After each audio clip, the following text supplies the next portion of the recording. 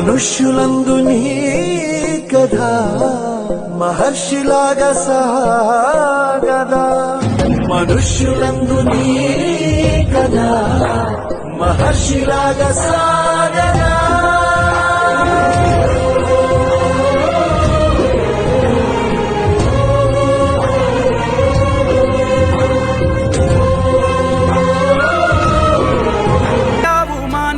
నీడయ్యావు మా అయ్యకు అండై నిలిచావు.